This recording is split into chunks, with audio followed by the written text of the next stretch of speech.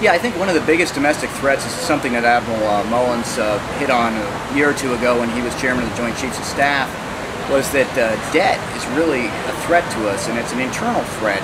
And the reason it's a threat is what it does is it limits our options. So if you have a lot of debt, you're not going to be able to do some of the things you want to do.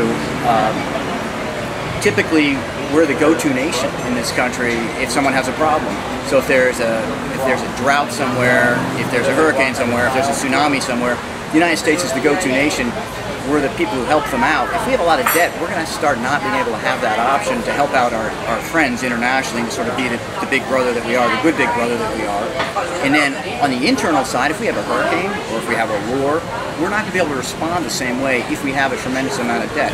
You look at where Greece is now, they don't have any options. I mean, they're at the point where their debt to GDP ratio is so high that they can't do much. So they're sort of stuck. And we can go that way. Right now, our debt to GDP ratio is about 70%, and it's going up, and the slope is an upward slope, and it needs to come back down, or our creditors are going to have a problem with us. What do you think? Do you think that Congress is going to be able to do anything with the health care, repealing Obamacare? Let's say, for instance, if the president wins re-election, and the Republicans gain more seats in the House, and maybe win back the Senate, do you think they're actually going to be able to repeal Obamacare? Yes, absolutely. I think it'll be the first thing on a Republican agenda. Whether if the president wins, he'll probably veto it, and then we'll see if we have enough for an override. If the president doesn't win, I think that the Republican president will be the first bill he signs, and it probably needs to be. Now, I want to talk a little about immigration and the fast and furious issue. Obviously, we have a huge border issue, and with the crime wave running rampant down there, fast and furious. Attorney General Holder's on the hot seat. He was grilled yesterday by Sandy Adams. Can you speak to fast and furious and the illegal immigration problem? I'll talk a little bit about it, what I know about illegal immigration and what I know about legal immigration, because I think there are two issues that we need to deal with. The first is my friends down in the border states tell me that the first issue is you have to deal with the border, and we're not right now. We don't have enough people on the ground, we don't have enough boots down there, and the border is very porous. And it's not porous anymore where it's immigrants coming over and they're not armed.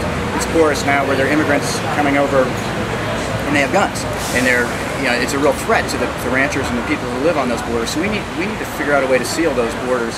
And then on the legal immigration side is something that we really, right now, I don't understand why we allow a lot of people to come to this country to be educated, and then we send them back because their visas run out.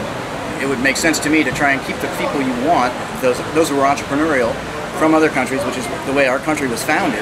You take the entrepreneurs, you let them invest in our country, you let them grow their businesses, you let them hire people, and that's what we want to see. So I think right now our legal immigration is sort of messed up because I don't think it encourages people to stay or to come, or the kind of people who want to stay and come.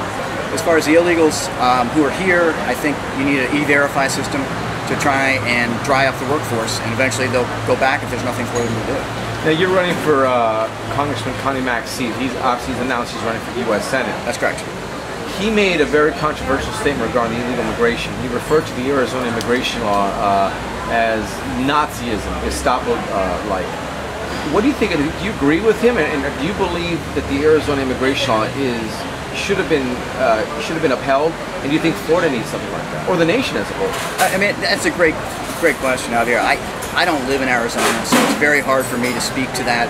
For them, I think it was the right policy at the right time. Those people are fed up, and it worked for them. And whether Florida needs the same kind of bill, I don't know. It may be a little heavy-handed for here, but again, it may not be. We don't have people walking across the border in quite the droves that they do, and they have the narco traffickers and all the other things. And we have them here, but not obviously like they do.